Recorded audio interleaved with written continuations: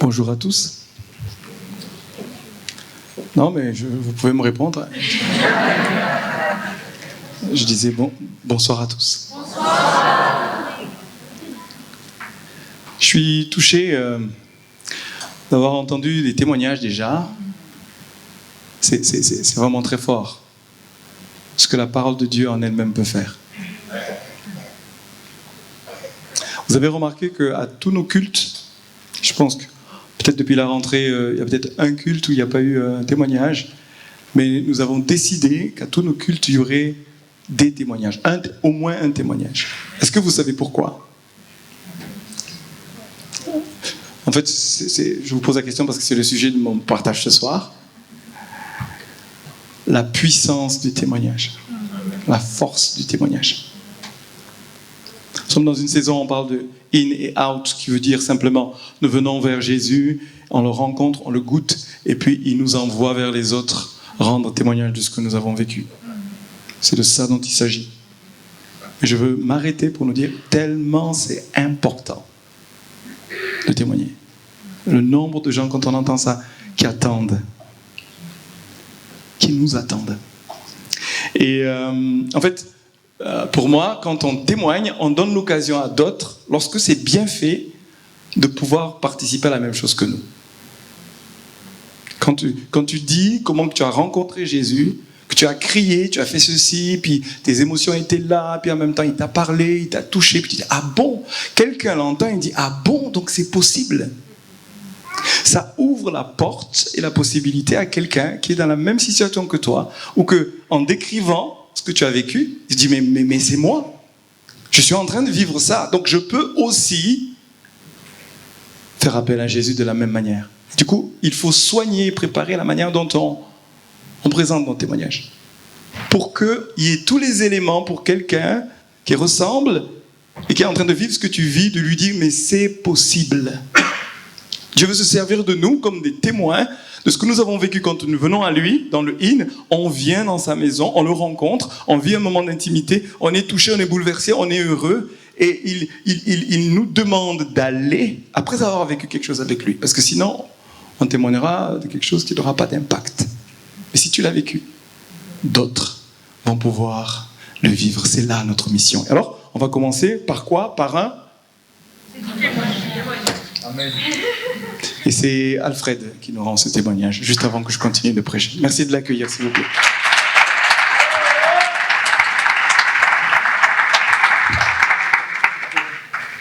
Bonsoir à toutes et à tous. Alors, suite à la demande du pasteur, je vais vous raconter ce qui s'est passé il y a 3 semaines. Mais juste avant, ce n'était pas prévu. Je ne savais pas que les Gédéons étaient là ce soir. Et je vais juste faire une petite note. Je voulais vraiment vous bénir et vous encourager pour ce que vous faites. Vraiment, vous faites une œuvre formidable. Et moi, je suis très attaché à votre œuvre, puisqu'il s'avère que quand j'étais jeune, j'avais un Nouveau Testament justement offert par les Gédéons. Et c'est dans ce Nouveau Testament-là que vraiment j'ai trouvé l'amour pour la parole de Dieu, pour l'étude, la méditation de la parole de Dieu. C'est là que j'ai surligné mon premier verset, puisque je voyais les grands frères qui soulignaient dans leur Bible. C'était 1 Thessaloniciens 5,17, priez sans cesse. Et c'est un verset par lequel vraiment Dieu m'a appelé, Dieu m'a parlé profondément. Et la deuxième chose par rapport à ça, c'est que vous avez mentionné cette loi qui est passée le 26 juillet. Il y a 2 ans de cela, c'est un témoignage aussi, hein, mais je vais très court. J'ai le chronomètre. Non, je suis soumis. Il m'a donné un timing, je respecte le timing, j'ai mon chronomètre. Il y a 2 ans de cela, puisque je travaille dans un collège dans l'éducation nationale, il y avait des Gédéons au pied du collège qui distribuaient des Bibles. Alors c'était la panique totale dans le collège. On m'a dit Alfred, va voir ce qui se passe. Comme ils savaient que j'étais chrétien, il y a des témoins de Jéhovah qui distribuent des Bibles. Tu les dégages de là, on n'en veut pas ici. Donc je suis parti voir et je me suis aperçu que c'était des Gédéons qui distribuaient des Bibles. Donc j'ai dit non, il n'y a pas de problème, ils sont dans leur droit. Ils étaient aux abords du collège. Et il s'avère que à la récréation de l'après-midi, j'ai vu plein d'élèves du collège en train de lire ces Nouveaux Testaments, puisqu'ils se demandaient ce que c'était. Et moi, du coup, j'ai saisi l'occasion. J'ai dit, mais est-ce que vous savez ce que vous êtes en train de lire ? Alors, j'ai dit, regardez, allez dans l'évangile de Jean, c'est ici, chapitre 3, verset 16. Voilà ce qui est écrit. Alors, mais comment tu connais ce qui est écrit ? Alors, je dis, voilà, il est écrit ça. Et ça m'a permis vraiment de témoigner d'une manière un petit peu détournée de qui était Jésus-Christ, et grâce à la distribution des évangiles des Gédéons. Donc, que Dieu vraiment vous bénisse pour votre œuvre. Ensuite, donc, il y a 3 semaines de cela, on était réunis à 7 dans le cadre de la réunion pour RNC Impact, auquel appartient l'Église Clé. Et donc, moi et quelques leaders de l'Église Clé, suite à l'invitation du pasteur, on était réunis à 7 au Lazaret. Pour ceux qui connaissent le Lazaret, c'est un village de vacances près de la mer. Et on était réunis là, donc on s'est vu le dimanche soir et le lundi matin, lundi après-midi. Et le lundi midi, alors on avait déjà bien partagé, échangé sur tout ce qui concerne le réseau Impact. Au moment du repas, donc on allait manger dans le service de restauration de ce centre de vacances, et nous n'étions pas seuls. Il y avait aussi des personnes qui étaient là, qui venaient en vacances. Il y avait un groupe de vétérans, de seniors, qui avaient l'habitude de se réunir chaque année. Elles étaient à table. Et nous étions avec les membres du réseau. Et à table, il s'avère qu'on était en train de discuter sur la difficulté qu'il y a en France de témoigner, d'annoncer l'évangile, vous savez, par rapport à cette atmosphère qui est si lourde, si difficile, par rapport à la laïcité qu'on érige presque au rang de religion. On disait, voilà, c'est difficile en France, contrairement aux États-Unis où là-bas, les gens sont chrétiens, c'est dans la culture. En France, c'est difficile. Et pendant que nous étions en train de parler, le Saint-Esprit m'a mis à cœur de partager une parole à une personne qui faisait le service, là. Et j'ai attendu que le plus de personnes puissent partir. La réunion, elle commençait, elle reprenait vers 14h. Et lorsque je me suis retrouvé seul à seul avec cette personne qui faisait le service, je lui ai dit ce que le Saint-Esprit me mettait à cœur, je ne la connaissais pas. Et je lui ai dit que Jésus l'aimait, je lui ai annoncé l'évangile brièvement. Et puis j'ai prié pour lui. Alors il était de l'autre côté du buffet là. J'ai pris sa main, j'ai prié pour lui, j'ai fermé les yeux, je l'ai béni vraiment de tout mon cœur au nom de Jésus. Il a été touché. Et quand je suis reparti, quelle ne fut pas ma surprise quand je fus interpellé par toute une rangée de personnes. Ces dernières personnes qui étaient dans le restaurant, c'était ces personnes âgées là qui m'ont dit hey, moi aussi, j'ai mal ici, moi j'ai de l'arthrose, j'ai mal au genou. Alors je me retourne, je les vois comme ça, et elles croyaient en fait que j'étais un magnétiseur, que je guérissais. Vous pouvez me faire du magnétisme parce que voilà, j'ai mal ici, j'ai mal par là. Alors moi je dis wow, là c'est vraiment l'occasion faut saisir l'occasion là. J'ai eu un petit moment d'hésitation, je vous cache pas, et la réunion allait commencer. Mais je me suis lancé, j'ai dit, bon, écoutez, moi je veux bien vous guérir, mais bon, sachez que moi je guéris par la foi. Et quand je dis je guéris par la foi, ça jetait un froid. Vous savez, ici, les voyants, les médiums, ça passe, le spiritisme, ça passe, les magnétiseurs, ça passe, mais quand on parle de la foi, en plus la foi en Jésus-Christ, là, ça crée un blocage. Et là, voyant que je jetais un froid, j'ai dit, il faut que je rattrape la situation là. Donc j'ai commencé à faire des diversions, à parler de moi, d'où j'étais né, etc., que j'avais de la famille du côté français, que ma grand-mère ressemblait à une femme qui était ici, bon bref. Et il s'avère qu'en ayant détendu dans l'ambiance, ils se sont levés, il y a même une personne qui a commencé à prendre un selfie avec moi, donc super bien, super cool, détendu, et après justement, c'est là que vraiment le Saint-Esprit s'est manifesté, j'ai pu revenir quand même au principal. Alors, mais qu'est-ce que vous faites ici? Moi, vous savez, je suis pasteur, je dis que je suis pasteur, puisque forcément, ça leur parlait plus, pasteur. Ils me prenaient pour un guérisseur, un prêtre, je ne sais quoi. Et voilà, on est là, on est en réunion, on parle de l'église, etc. Et donc, écoutez, si vous voulez, je peux prier pour vous. Et j'ai commencé à prier pour une première dame qui m'attendait là. Donc j'ai prié pour elle. J'ai dit, écoutez, donnez-moi votre main, une prière très simple. Donc pendant que je priais pour elle, j'ai prié pour la guérison, bien évidemment. Elle avait des douleurs ici au niveau du thorax. Elle était oppressée aussi, elle ne savait pas ce que c'était. Et en priant pour elle, elle a commencé à sentir quelque chose. Elle a commencé à sentir une chaleur, quelque chose qui l'a traversée. Et surtout, elle a ressenti une grande paix. J'ai dit, ce que vous ressentez là, madame, c'est le Saint-Esprit. Il est en train d'agir dans votre cœur et c'est la preuve que Jésus vous aime. Et donc là, comme elle était toute enthousiaste, oh là, mais qu'est-ce qui se passe? Elle avait chaud, elle avait la paix. Elle dit, mais ça marche, venez. Et donc, quand les autres ont vu que dans ce restaurant-là, j'étais en train de prier qu'il y avait du résultat, du coup, il y a une file d'attente là, il y avait toutes ces femmes qui étaient là, et du coup, j'entendais que je prie pour elles. Et ce qui est formidable, c'est que du coup, au lieu d'aller à la réunion, je suis resté là et ça s'est transformé en service de prière et de guérison. Donc j'ai prié pour 1, 2, 3, 4, 5, 6, 7 dames, je crois. Il y avait leur mari qui regardait là, ils se demandaient ce qui se passait, qu'est-ce que j'étais en train de faire. Mais comme j'avais gagné leur confiance auparavant, ils m'ont laissé faire. J'ai prié pour les douleurs internes, physiques, il y a eu des résultats. D'autres, je ne sais pas si elles ont été guéries, peu importe, ça c'est entre elles et Dieu. Mais je sais une chose, c'est que ça m'a permis d'annoncer l'évangile. Et je leur faisais répéter aussi, si elles voulaient accepter Jésus-Christ comme Seigneur et Sauveur. Donc il y en a qui ont prié avec moi pour recevoir Jésus-Christ comme Seigneur et Sauveur. Et ça m'a encouragé. J'aimerais terminer simplement en vous disant, vous savez, la Bible dit, dans Acte 1:8, vous recevrez une puissance, celle du Saint-Esprit survenant sur vous, et vous serez mes témoins. Vous serez mes témoins à Jérusalem, dans toute la Judée, dans la Samarie et jusqu'aux extrémités de la terre. Et j'aimerais vraiment terminer en vous encourageant que cette puissance que nous avons reçue, cette onction du Saint-Esprit que nous avons reçue, c'est avant tout pour annoncer l'évangile, quelle que soit notre culture, quelle que soit notre culture géographique, mais aussi notre culture d'église, quel que soit notre tempérament. Il y a des timides, des moins timides, il y en a pour qui c'est plus facile de le faire. Moi, c'était pas forcément évident. Moi, j'aime bien le face-à-face, mais là, il y avait du monde, et parce que j'ai fait un acte de foi, j'ai décidé d'obéir, le Saint-Esprit a béni. Donc soyez bénis, soyez encouragés. Cette onction que nous avons reçue, nous dit la Bible, elle vient de Dieu, elle réside en chacun d'entre nous, et elle nous demande de se manifester par la foi, par un acte de foi. Soyez bénis, encouragés, et très bon culte. Amen.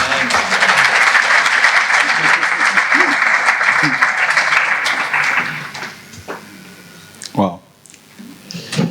C'est une très belle introduction à ma prédication, la puissance, la force du témoignage. Vous savez, il y a plusieurs métaphores pour parler de l'Église. L'Église est une famille. On le sait. Dieu est notre Père, nous sommes frères et sœurs. L'Église est aussi une fiancée, parce que nous sommes fiancés à Jésus-Christ, d'accord ? Et aux noces de l'agneau, nous vivrons, nous consommerons le mariage, d'accord ? À ce moment-là, il y aura une grande fête.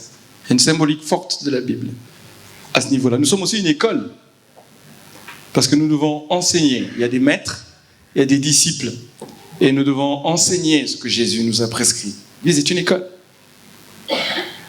Mais l'Église est aussi une armée. Elle a une mission. Et cette mission, je voudrais nous dire ce soir, c'est une mission, c'est un appel à la guerre.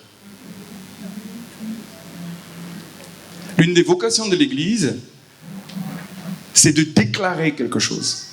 C'est de confesser que Jésus-Christ est vivant. Et cette confession est une déclaration devant les autorités. Mais c'est aussi une déclaration devant Dieu, devant le Père, devant Jésus-Christ lui-même.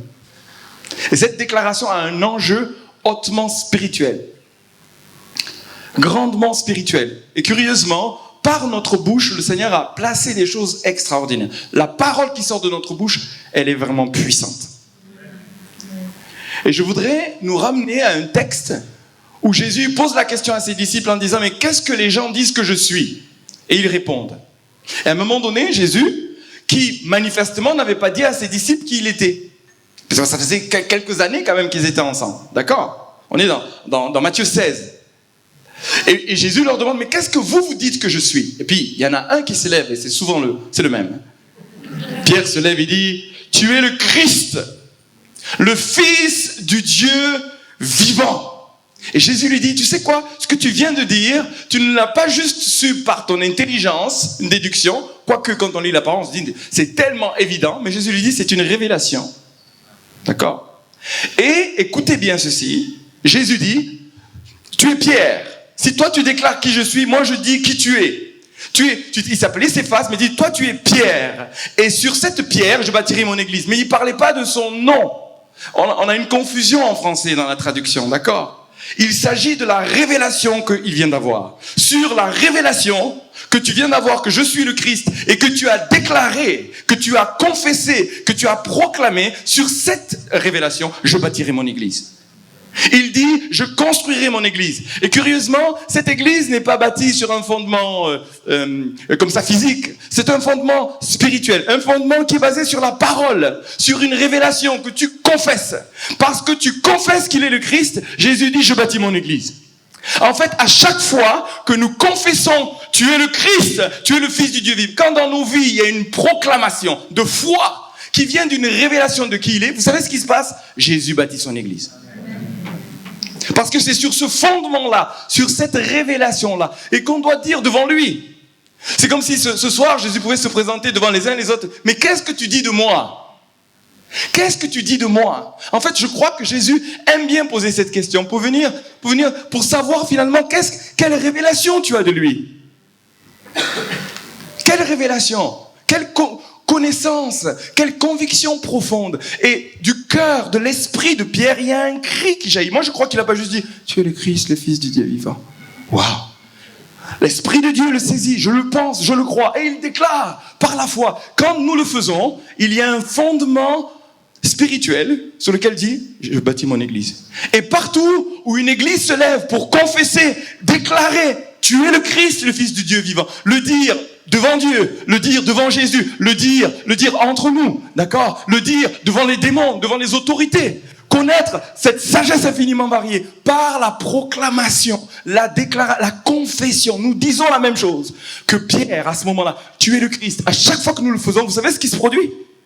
Jésus bâtit son église. Moi, je le crois. Quand l'église rentre dans sa mission d'être une armée qui proclame, qui déclare, qui sonne de la trompette, qui fait savoir, mais partout, dans le ciel, sur la terre et sous la terre, que Jésus-Christ est Seigneur, il est le Fils de Dieu, le Fils du Dieu vivant. Quand nous le faisons et que nous rentrons dans ce ministère, vous savez quoi? Il y a comme une extension du royaume. Partout où c'est fait, partout où c'est déclaré, pas juste entre nous. Vous savez, il y a 3 dimensions à cela, dans le ciel, sur la terre et sous la terre. D'accord? Que Jésus-Christ est Seigneur. Qu'il est le Christ, celui que Dieu a choisi, par lequel nous pouvons être sauvés. Quand c'est déclaré, quand nous rentrons, nous assumons cela, et qu'une église se réveille pour le faire. Moi, je crois que partout c'est déclaré, eh bien, l'église est en train de se bâtir. C'est pourquoi, dans notre église, nous croyons que bientôt, en 2020, j'annonce, il va y avoir des implantations d'églises. Pourquoi? Parce que nous sommes entre nous en train de proclamer, tu es le Christ. D'accord? De confesser, de témoigner. En fait, tu dis ce que tu vois, tu as vu, tu dis ce que tu as entendu, tu dis ce que tu as expérimenté, et tu le proclames. Et c'est un enjeu, mais d'éternité, c'est un enjeu de combat spirituel. Quand nous le faisons, Jésus dit quoi? La porte du séjour des morts ne prévaudra pas contre elle. Ce n'est pas un bâtiment, l'église. C'est le rassemblement de croyants qui sont des pierres vivantes et qui, parce qu'ils s'édifient les uns les autres, en confessant, en proclamant, tu es le Christ, le Fils du Dieu vivant, il se passe quelque chose spirituellement. La porte du séjour de mort ne peut pas prévaloir. Il y a un enjeu, il y a un combat. Ce qui fait qu'on va dans le camp de l'ennemi, on prend ceux qui sont dans les ténèbres, on les arrache dans la foi pour les amener dans le royaume de Dieu. Parce qu'on confesse ensemble, tu es le Christ. Est-ce que vous m'entendez là? L'importance de le déclarer. L'importance de le proclamer. C'est une confession de foi. Et je vais vous dire, parce qu'on va rentrer dedans, c'est sûr que la porte du séjour des morts ne va pas dire, oui, on vous ouvre la porte, venez chercher, servez-vous, ouais, c'est gratuit, sans problème, sans confrontation. Il y a un combat. Il y a un combat. L'église est une armée. Et son arme, c'est quoi? C'est la parole. Là, notre arme, c'est quoi? C'est la déclaration. C'est incroyable comment que Dieu dit, votre arme, c'est ce qu'il y a dans vos bouches. Votre arme, il y a de la dynamite dans ta bouche. Il y a une puissance qui est insoupçonnée. Qu'il s'agit de confesser devant Dieu quand on adore, c'est déjà extraordinaire de le faire. Hein? Devant Dieu quand on adore, c'est extraordinaire. Et la porte du séjour des morts est ébranlée. Jésus-Christ est Seigneur. Oh, alléluia. Et dans le monde des ténèbres, quand ils entendent des chrétiens remplis de foi qui confessent que Jésus-Christ est Seigneur, qui le confessent, il est le Messie, celui que Dieu a appoint, et il est vivant, il est le Fils du Dieu vivant, celui à qui je rends témoignage est vivant. C'est pas un Dieu mort, c'est pas un Dieu d'hier, c'est un Dieu d'aujourd'hui. Il est vivant, j'ai relation avec lui, j'ai communion avec lui. Je te parle d'une relation vivante. Il me parle, il me touche. Je viens te rendre témoignage de ce que je vis dans le hymne. Dans le hymne de ma rencontre avec lui, j'ai connecté avec lui. Je sors, je viens te témoigner de ce que j'ai vu. Je viens de témoigner de ce que j'ai entendu. Je viens de témoigner de ce que j'ai touché. Je viens de me parler avec toi. La vie, je te le transmets au nom de Jésus. Je suis une pierre vivante et connectée aux autres. Je suis en train de transmettre la vie. Je suis en train de chercher d'autres pierres vivantes. Le Seigneur est en train de chercher d'autres pierres vivantes. Et en fait, l'Église est un bâtiment vivant. C'est un organisme vivant. C'est une Église en mouvement. Et qui avance comme une armée. Qui a un message. Son arme est dans sa bouche. Le proclame. C'est pourquoi, je dis, en 2020, il va y avoir une autre Église fondée sur la confession de « Tu es le Christ ». Cette église va envoyer des personnes pour dire ailleurs, dans un autre lieu. Il a dit d'abord à Jérusalem, puis après en Judée, en Samarie. Partout où les chrétiens vont aller, ils vont déclarer « Tu es le Christ ». Le Fils du Dieu vivant, tu es le Christ. Vous savez, cette déclaration comporte tellement de choses. C'est le fondement de l'église, la révélation que tu es le Christ. Est-ce qu'on peut dire « Tu es le Christ, le Fils du Dieu vivant » ? On le dit ensemble, d'accord ? Hein? Je propose même qu'on se lève. Vous voulez bien qu'on se lève? On va faire ce que Pierre a fait. Tu es le Christ, le Fils du Dieu vivant. 1, 2, 3. Tu es le Christ, le Fils du Dieu vivant. Alors je répète, tu es le Christ, d'accord? Ça veut dire Messie. On proclame, tu es le Christ, le Fils. Ça sort de notre bouche, mais avec foi, d'accord? Il y a quelque chose dans le monde des ténèbres qui tremble quand l'Église se lève pour le déclarer. 1, 2, 3. Tu es le Christ, le Fils du Dieu vivant. Alléluia. J'aime ça. Oh, encore. Non, encore. On va le faire. Et quand on a fini, on se met à pousser des cris de joie. Parce qu'on croit ce qu'on est en train de déclarer. Amen. 1, 2, 3. Tu es le Christ, le Fils du Dieu vivant. Alléluia. Oui, alléluia. Si nous le croyons, prenez place. Si nous le croyons, ça va habiter nos entrailles, ça va habiter notre cœur, ça va habiter nos êtres intérieurs. Nous devenons ecclésia. Le terme biblique ici sur l'église, c'est ecclésia, c'est pas un bâtiment. Notre représentation, quand on entend l'église, on entend un clocher, on voit un clocher. Alors que là, il parle d'un gouvernement. D'accord, quelque chose qui avance. Quelque chose qui vient du royaume de Dieu et qui avance, qui est en train de confronter la porte du séjour des morts. C'est entre la vie et la mort. C'est pour ça que nous devons être des témoins de vie. Des témoins qu'il est vivant. Il faut qu'à chaque fois que tu parles, tu ouvres ta bouche, les gens sentent, perçoivent, mais il est vivant. Mais tu me parles d'une relation avec quelqu'un que tu vois pas. Qu'est-ce qui se passe? Ça se voit sur ton visage, il y a quelque chose de vivant, tu entends, tu touches, tu vois. Et puis il y a quelque chose qui se transmet. Parce que c'est quelque chose qui vient de ton esprit et de ton cœur. Alléluia. Et cette déclaration, elle est devant Dieu, les autorités. Et c'est une bonne nouvelle. Je voudrais dire, ici, il y a 3 dimensions à notre témoignage. Il y a la parole, et c'est fondamental. Jésus dit, les Écritures rendent témoignage de moi. C'est pour ça que je voudrais tellement encourager les Gédéons. La parole en elle-même est suffisante. C'est incroyable. Moi, j'ai entendu d'autres témoignages où juste la personne, il prie, juste la personne ouvre la parole, sans qu'il y ait l'intervention d'un homme. Dieu parle. La parole de Dieu, elle est vivante. Elle est efficace, elle est suffisante. Il faut que dans tous nos témoignages, il y ait la parole de Dieu qui soit au fondement. Parce que c'est la parole qui donne la vie. C'est elle qui féconde. Il faut que nous nous effacions et que ce soit la parole qui soit annoncée. Que dans notre témoignage, il y ait une parole. Alors, je voudrais dire, moi j'ai prêché, je veux me repentir ce soir. J'ai prêché, oui, il n'y a pas besoin. La parole, c'est pas important. Tu sais, prêcher en tout temps. Et puis, s'il est nécessaire, par quelques paroles. Je ne sais pas si vous connaissez ce genre de... C'est François d'Assise qui a dit ça. J'ai prêché ça en disant, ouais, mais les œuvres sont importantes. Et vous allez voir, c'est important. Mais la parole vient en premier. C'est plus le temps de dire, oui, on va guetter l'occasion, peut-être 1 an, 2 ans vont passer, peut-être que je vais me lever pour dire. Non, la parole vient en premier. On va témoigner par la parole. Une bonne nouvelle, elle doit s'annoncer. La bonne nouvelle se dit. Vous avez vécu quelque chose d'extraordinaire? Vous n'allez pas faire des simagrées pour essayer de faire comprendre aux gens, oui, c'est une bonne nouvelle, peut-être, pose-moi la question, je vais te le dire. Tu l'as dit. Vous voyez, je vais vous dire une bonne nouvelle. Ce matin, on a fait les soldes. Non, les puces. Pardon, les puces. Est-ce que vous voyez le résultat des puces? J'ai fait des puces. D'accord. Mais j'ai vu une chaussure magnifique. Je l'ai vue, je l'ai négociée. Ouh, on a négocié. J'aime bien ça, moi, je suis un peu africain sur les bords. On a négocié. J'ai fait une bonne affaire. Elle valait très, très, très cher. Jamais mise. Rien que pour moi. Alléluia. Je suis en train de témoigner.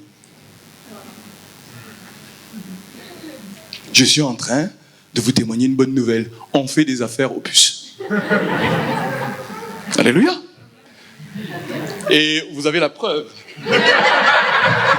Je vous fais la démonstration que ça marche. Vous voyez, je vous parle pas d'un truc, non. C'est réel, c'est vivant, c'est dans mes pieds, là. C'est ici, là. L'équipement de ceux qui annoncent des bonnes nouvelles. Alléluia. Voilà. Ça, c'est que ceux qui lisent la parole qui savent ce que je viens de dire.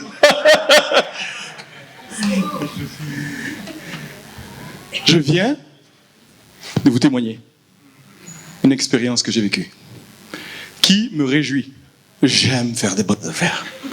Et alors, une championne de ça, c'est ma femme. Elle aime faire. Quand c'est trop cher, elle va me dire non, j'en veux pas. Pourtant, elle le veut, hein, mais elle va lâcher l'affaire. À plus de 3 €, non, c'est plus intéressant pour elle.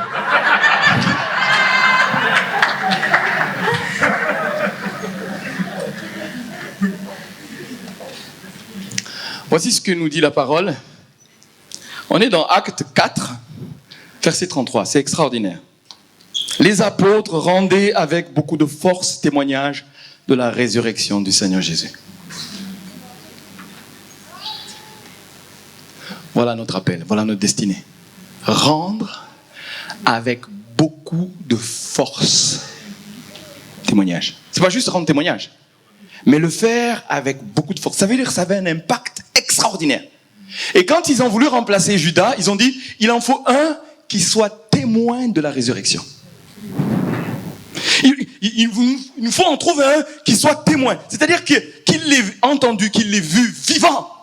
Quelle grâce, 40 jours, Jésus passe du temps avec eux. Oh, alléluia, qu'est-ce que j'aurais aimé être là.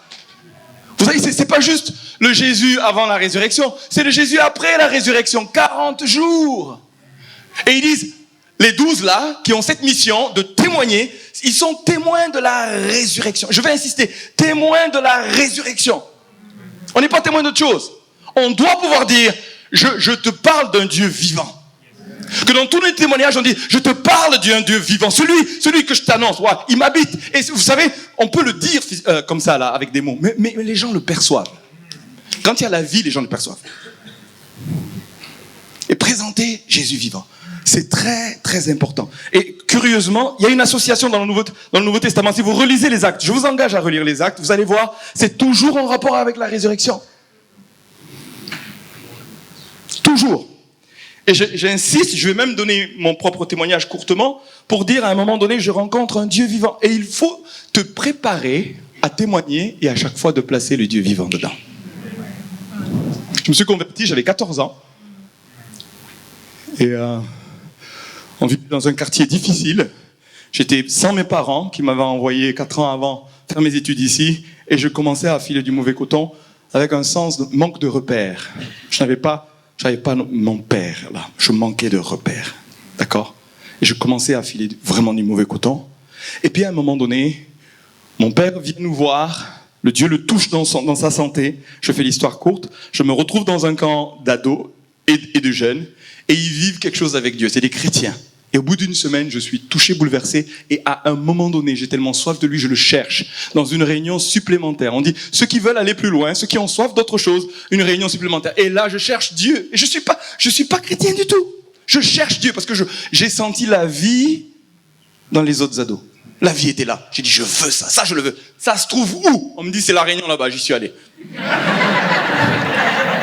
Et là, Dieu, j'ai soif, Dieu. Je ferme les yeux. À un moment donné, le ciel s'ouvre et je le vois. Écoutez-moi, je le vois. Et je discute, 14 ans, je discute avec lui. Et là, mais pourquoi t'es mort? Pourquoi? L'évangile prêché en direct. Dans mon esprit. Je pleure toutes les larmes. Et le Seigneur me montre, il est mort pour moi. Il me prêche l'évangile à moi. Il est mort pour moi. Je dis, mais pourquoi je suis pas digne? Vous voyez, comme si on m'avait déjà fait le catéchisme. Comme si je savais déjà ce qu'on doit... Je m'en souviens comme si c'était hier. J'ai rencontré le Seigneur. Et il est vivant.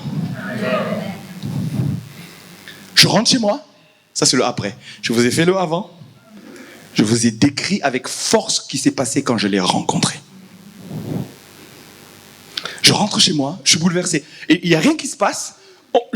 J'arrive à la maison, tout le monde sait qu'il s'est passé quelque chose. Vous savez, quand on a vécu quelque chose, on a rencontré le Dieu vivant, on le sait, mais les autres le savent. Ils se mettent autour de moi, autour de la table. Rodrigue, qu'est-ce qui s'est passé? Raconte-nous. Et là, je prends le temps, je savoure ce moment. Je vais vous le raconter. Le dimanche d'après, toute la famille était à l'église. Toute la famille était à l'église. Le parfum de la vie, la connaissance de Jésus. Sans cette expérience, on va être consommateur. On ne va pas conduire à Jésus. Il nous faut le vivre. Faut être témoin, tu l'as vu, tu l'as entendu, tu l'as goûté. Et ça fait une différence. Pourquoi? Parce qu'il demande à ce que... Il dit, attendez, partez pas tout seul. Cherchez, même si vous m'avez vu vivant, attendez une puissance. Et on va le voir. Mais la parole est indispensable. Donc, qu'est-ce que j'attends de nous? Qu'est-ce que j'attends de chacun de nous? C'est de préparer notre témoignage. Soyez prêts. Travaillez votre témoignage. Faites-le en famille. Raconte-moi. Je la connais par cœur, mais raconte-moi. Oh, mais tu devrais, qu'est-ce que tu penses de ceci? Pour que, au moment où vous savez, les grands musiciens, les virtuoses, ils improvisent pas au dernier moment. Tu veux servir la musique du ciel? Tu veux, vous savez, tout ce qui est excellent est préparé dans le détail. Et il s'agit de pouvoir le dégainer suivant la personne. Moi, mon témoignage, je peux le dégainer, mais dans plusieurs. J'ai en face des ados, je peux. J'ai en face des parents, je peux. Vous savez, je peux dégainer. Pourquoi? J'ai préparé mon témoignage. J'ai préparé mon témoignage. Alléluia. Alors, la deuxième dimension, je vous ai dit, il y en a 3 dimensions. Il y a la parole, il y a la puissance, il y a les œuvres, et puis il y a les actes. Paul a dit dans Romains 15, « J'ai abondamment répandu l'évangile par la parole ». Il commence par la parole. Par les actes et par la puissance du Saint-Esprit. Pour être véritablement témoin, il nous faut la puissance. C'est une recommandation du Seigneur. Attendez. Quand même, il est venu pour ça. Il a dit, attendez la promesse. Attendez la puissance. Attendez ce saut. Et Jésus dit, les œuvres qu'il fait, quand Jésus il est confronté avec les pharisiens très souvent dans la parole, à un moment donné, il dit, écoutez, et à chaque fois que je lis ce texte, j'ai l'impression que Jésus est en compassion. Il dit, écoutez, vous ne voulez pas croire en moi tout ça, mais croyez au moins à cause de mes œuvres. Écoutez, même à ses disciples, écoutez, vous avez du mal à croire tout ça, mais croyez, j'ai fait des œuvres, ces œuvres témoignent de moi, dit Jésus. Les Écritures témoignent de moi, mais les œuvres que j'ai accomplies. En fait, il nous faut des œuvres. Un évangile qui n'est pas puissant, un témoignage qui n'est pas puissant, accompagné avec un saut où l'autre peut dire, je l'ai vécu moi, et moi-même je peux en parler aux autres. Je l'ai vécu, c'est pas intellectuel. Parce que si c'est intellectuel, tu n'auras pas la force de témoigner. Parce que le vrai témoignage, c'est un moment de confrontation. Je rappelle, nous sommes une armée. Il y a un ennemi. D'accord? Si tu n'as pas la puissance, si tu n'as pas une puissance de feu, vaut mieux pas rentrer en guerre, là. En général, il dit, hop, hop, hop. Jésus dit, hein, quand tu veux partir en guerre, calcule. Est-ce que tu as assez de soldats pour gagner? Si ce n'est pas le cas, il dit, vaut mieux pas y aller. Ça va faire mal. Et en fait, il y a une puissance qui est dans le ciel, qui est dans nos cœurs, qui nous accompagne quand on y va. Bien sûr que ça va castagner. Et j'ai envie de nous dire, mais les disciples, les apôtres, ils étaient contents quand ils étaient persécutés. Oh yes, c'est bon. On a souffert pour le maître. Le maître a souffert pour nous, il a donné sa vie. Nous, on a un peu souffert. Alléluia. Nous, dès que ça casse, on dit, hop, hop, hop, hop, hop. On va battre en retard. Non, au contraire, ça fait partie de l'aventure. Il y en a même qui étaient heureux d'être martyrs pour Jésus. Il y a quelques morts dans l'affaire. Parce que l'ennemi, il ne va pas lâcher l'affaire comme ça. On a un combat. Ils vont en garder le maximum. Et nous, on veut en gagner le maximum. Alors, qui va gagner? D'accord? Il y a un conflit. Donc, à des moments, ils tirent des flèches. Et puis, il y a des gens qui tombent. Et ceux qui tombent au combat, il y a une couronne qui les attend. Donc, je suis en train de vous parler de sueur, de sang et de lard. C'est un beau programme, n'est-ce pas? Bon, la sueur, je suis bien parti. Mais le sang, c'est pour vous. Non, c'est pour nous, vous comprenez bien. Je cherche, comme je parle de choses un peu compliquées, je cherche à détendre l'atmosphère.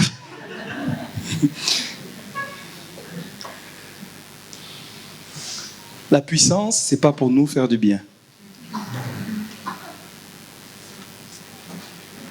La puissance, c'est pour être témoin. Pour avoir la force d'être témoin. Dans nos milieux, on pourrait vouloir la puissance pour gonfler les biscottos. Moi, je chasse les démons. Moi, je guéris les malades. Moi, je fais des miracles. Non, non. La puissance, c'est pour être témoin. On a besoin de cette puissance. Et curieusement, elle s'active quand on sort de la barque. On y va, on prend des risques. Seigneur, écoute, tu nous as dit, allez, c'est dur, je vais me noyer peut-être, mais j'y vais quand même. Je préfère me noyer avec toi que d'être sain et sauf sans toi. J'y vais. Regardez ce qui se passe. Les apôtres rendaient avec... Non, alors je pense que c'est celui d'après. Juste après, s'il te plaît. Ah, oui. Non, juste après. Ils s'en allèrent prêcher partout, Le Seigneur travaillait avec eux et confirmait la parole par les miracles qui l'accompagnaient. On est dans Marc 16, 20, le dernier verset de Marc. Jésus s'en va. Et puis, certainement, après la Pentecôte, ils obéissent à Jésus. J'aime ce verset. Ils y vont et ils disent, nous, on fait notre part. On confesse. On partage la parole. Nous, on fait notre part. On déclare que tu es le Christ. Ça va peut-être nous coûter des tas de choses, mais nous, on le fait. Et la Bible nous dit, c'est comme si le Seigneur est avec eux. Et puis, à chaque fois qu'ils le font, il confirme sa parole. C'est quand même extraordinaire. Il prêche la parole, il dit, le royaume de Dieu s'est approché. Et à chaque fois qu'il prie pour un malade, boum, le malade est guéri. Parce qu'ils sont sur le terrain, et le Seigneur est juste avec eux. Il a dit, je suis avec vous, d'accord? Je ne vous laisse pas jusqu'à la fin. Faites-le, déclarez, et moi, je mets un saut. Il a dit, ce que vous liez sur la terre, est lié dans le ciel, d'accord? Ce que vous déliez sur la terre. Donc lui, il est avec eux. Ils le font, ils le déclarent, boum, ils tamponnent. Ils le font, ils déclarent, boum, ils tamponnent. Je suis avec vous, je confirme. Et je vais vous dire, ce que Alfred nous a partagé, c'est la culture dans laquelle on veut grandir. Il y a une réunion où on parle de ce qu'il faut faire, eh ben, lui il est hors de la réunion et il fait de ce sur quoi nous sommes en train de parler. C'est quand même intéressant. Et il vient à la fin de la réunion pour dire, j'ai un témoignage. Je trouve ça intéressant. Et je crois que là où on s'en va, j'aimerais tellement que les espaces de témoignage soient des témoignages où à la fois, on va dire, je l'ai dit, je l'ai fait, je l'ai partagé à quelqu'un, mais aussi, j'ai osé prier pour les malades.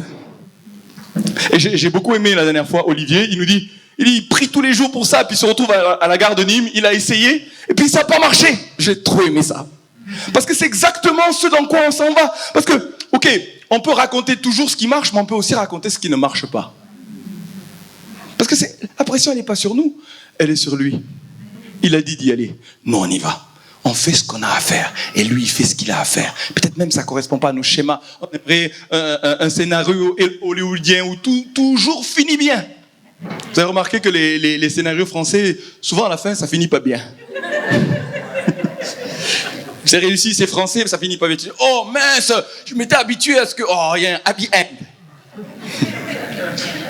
C'est peut-être une caricature ce que je dis, mais vous comprenez ce que je veux dire. Les Américains, ils aiment bien la trompette à la fin. Et il y a la cavalcade... Non, la cavalerie qui arrive. Délivrance. Oh, youpi. Sauf que...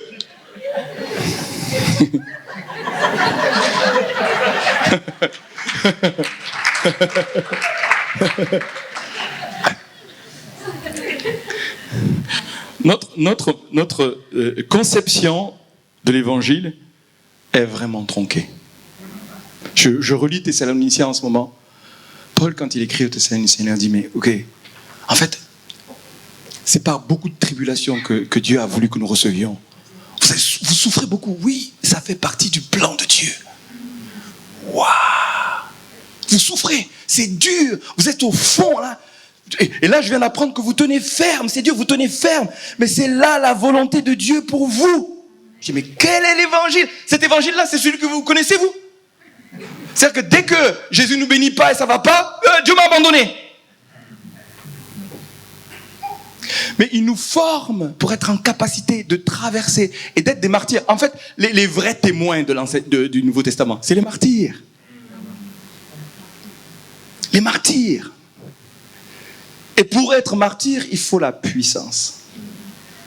La puissance en nous, mais la puissance aussi qui vient confirmer la parole que nous prêchons. Donc ça veut dire, déjà, il y en a pour qui vous dire, bon ok, ça y est, j'ai décidé de le dire. J'ai décidé d'être une pierre vivante du corps de Christ qui déclare qu'il est le Christ. Ok, je l'assume, je vais le dire. Première étape. Celui qui le dit déjà aspire à la puissance et à la démonstration. C'est indispensable. Ça fait partie de l'intention de Dieu. Que ce soit suivi de puissance et accompagné. C'est pourquoi ce soir, on va prier. Il y a peut-être quelqu'un ici qui est là pour la première fois, qui se demande, mais qui on est? Qu'est-ce qu'on fait? Pourquoi on le fait ça? Et tu veux pouvoir, comme on a entendu les témoignages, défier Dieu. Et si tu existes, fais quelque chose. On veut pouvoir prier pour toi ce soir. Priez simplement. La pression, elle n'est pas sur nous. Elle est sur lui qui a dit, faites-le, annoncez, priez. Moi, je fais ma part. Faites-le, moi, je fais ma part. Ça, c'est la deuxième dimension dans laquelle on va rentrer, on va multiplier de manière simple. C'est-à-dire que je crois qu'il y a une culture du naturel, d'un surnaturel qui est naturel, et pas que ça fasse peur, que ça fasse ésotérique, que ça fasse mystique. Il s'agit d'invoquer Jésus simplement, mais d'oser le faire. Alors, je disais tout à l'heure, je vais bientôt terminer. Je disais tout à l'heure, il y a deux types de témoins. Juste avant, il y a deux types de témoins. Vous savez, le contexte biblique de Acte 1 et puis d'autres contextes, on est vraiment devant les tribunaux, dans une confrontation. Vous recevez une puissance, vous serez mes témoins. C'est pas témoin dans un contexte de confort. C'est de suite dans le conflit. Les tribunaux, les situations d'opposition, d'accord ? Et devant un tribunal, il y a deux types de témoins. J'ai cherché sur Wikipédia. Témoin de fait.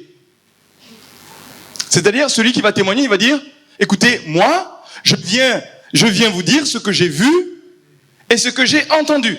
Et en plus, avant qu'il le dise, on lui dit, écoute, il faut que tu dises la vérité et rien que la vérité. Alors pour ça, normalement, les chrétiens, avec la vérité, ça va, ils sont réconciliés, vous voyez ? Ils vont pas chercher à mentir. Ils vont pas chercher à même amplifier ce qu'ils ont vécu. Vous savez, les non-croyants perçoivent quand c'est pas vrai. Sois vrai. Dis exactement ce que tu as vécu. Parce que l'esprit de l'homme connaît l'esprit de l'homme. Il l'entend quand c'est vrai. D'accord ? Il perçoit que c'est vrai et il va dire, ok, rien que la vérité. La vérité est rien que la vérité. Et tu dis ce que tu as vu, tu dis ce que tu as entendu. Puis il y a un deuxième type de témoin, c'est un témoin de personnalité. C'est-à-dire, c'est quelqu'un qui va venir, il n'a pas vu, il n'a pas entendu, mais il va dire, mais la personne là qui est jugée, je la connais. Et je décris qui elle est. Je vous partage sa personnalité, ce que je connais de cette personne. C'est pour ça qu'il y a ces trois dimensions. Ce que tu as vu, ce que tu as entendu, et ce que tu as expérimenté. C'est ce que nous dit Jean. D'accord ? Ce que nous avons vu, ce que nous avons entendu, ce que nous avons expérimenté. Nous vous en rendons témoignage. Parle de ton Jésus, parle de la relation que tu as avec lui. Waouh ! Si elle est réelle, si elle est authentique, décris sa personnalité. C'est pas magnifique ? Ça ressemble à l'adoration, n'est-ce pas ? C'est de l'adoration. Témoigner. En fait, c'est témoigner, au lieu de le faire dans son culte personnel, fais la même chose que tu dis à Jésus à un non-croyant. Mais change, enlève les alléluia, les amen, enlève les seigneurs. Vous savez, du coup, nos prières, il y aurait moins à dire. Hein.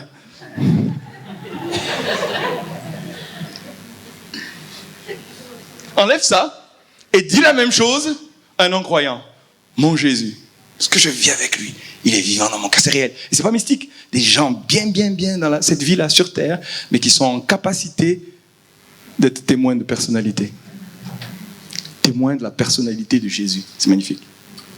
Je finis avec le fait que nous le fassions ensemble, par les actes. D'accord ? Témoins par la parole, témoins par la puissance et par les œuvres. Une démonstration pour rejoindre les autres. Et témoin par les actes. Et je voudrais dire que le témoignage chrétien a une dimension communautaire. Parce que Jésus a dit, vous serez mes témoins. En fait, il y a un autre témoignage qui concerne la communauté. Il faut que les croyants ensemble soient témoins. Dans l'esprit de Jésus, c'est les 12 qui devaient être témoins. Ensemble.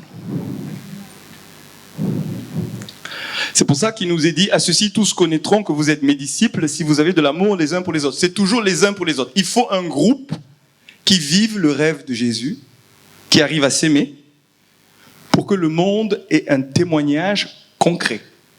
C'est pas simplement un miracle, une guérison, mais il y a un miracle encore plus grand qu'une guérison, c'est que des humains qui s'aiment.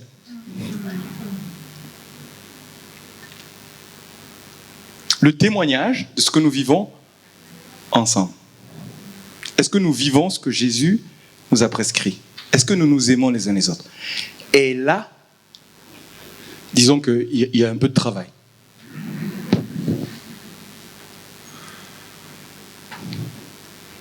Afin que tous soient un, comme toi, Père, tu es en moi, et comme je suis en toi, afin qu'eux aussi soient un en nous, pour que le monde croie que tu m'as envoyé.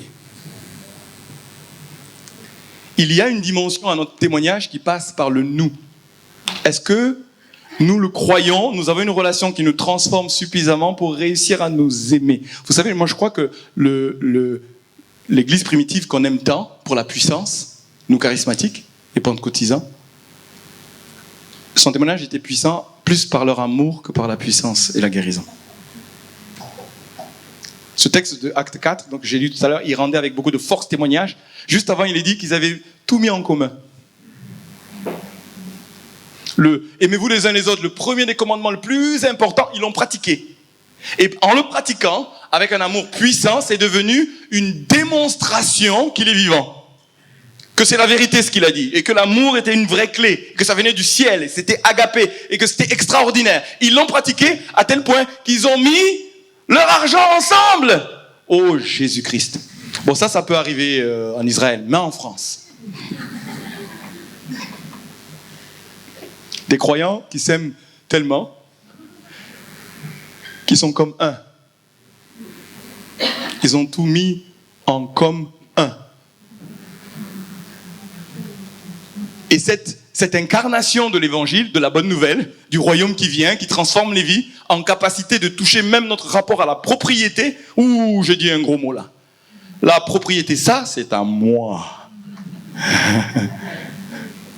Là, ils ont dit non, il n'y a rien qui était à eux. Wow, Jésus-Christ. Rien. Et c'est ça qui donnait de la force à leur témoignage. Parce que les gens regardent, ils disent, waouh, c'est quoi ça? Ça sort d'où ça? C'est un miracle. Ça sort d'où? Et dans les épîtres, partout, c'est aimez-vous, mais aimez-vous. Si vous vous aimez, ok. Là, vous avez l'autorité même pour témoigner. Parce que c'est viens et vois. Il y a une dimension au témoignage qui est communautaire. Donc, en fait, dans notre église, on va mettre en place, on veut renforcer, je l'annonce, plusieurs sont en train de l'entendre, mais je le dis, c'est peut-être prophétique, je le dis, des groupes pour vivre l'église.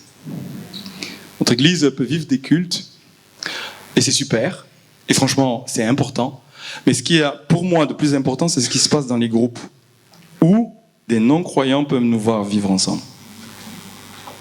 On a besoin que le non-croyant nous voit vivre ensemble pour que ce soit une incarnation du message, une démonstration du message. Nous nous aimons vraiment. Je me souviens d'un témoignage d'un frère qui a vécu un accident. Il s'appelait Octavio Bermeo ici dans notre église. Il vit un accident et puis il travaillait dans une entreprise. Et quand il a vu que des chrétiens s'étaient, parce qu'il n'était pas assuré pour ça, etc., se sont cotisés pour lui acheter une voiture, ils ont dit « What?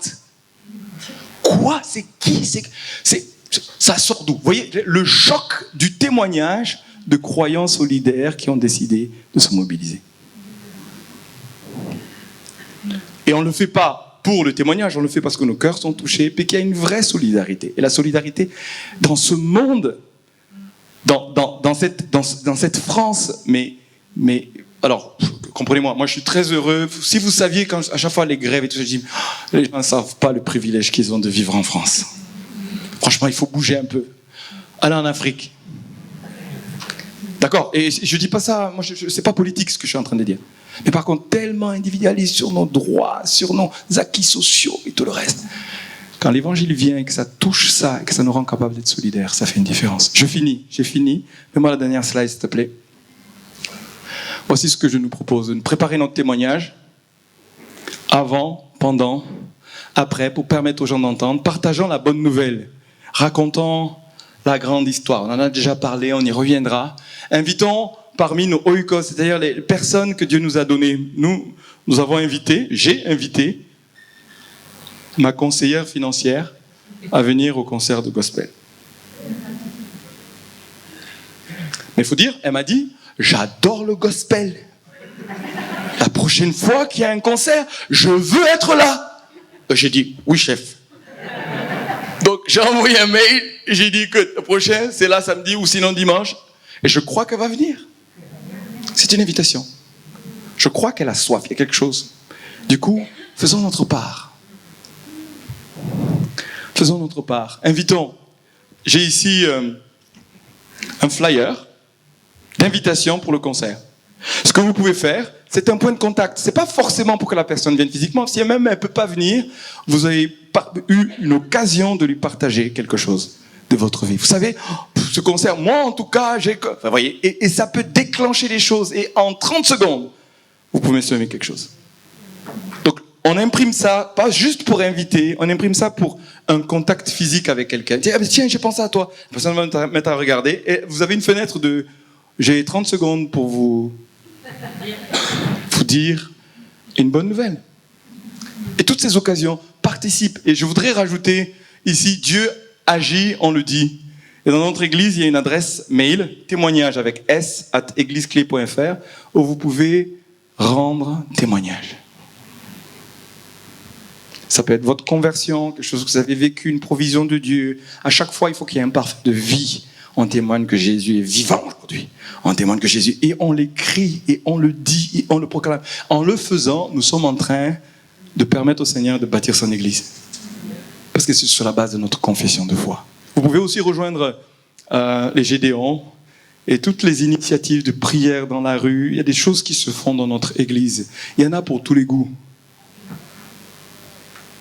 Rapprochez-vous de Anne. Anne, tu veux bien te lever, s'il te plaît?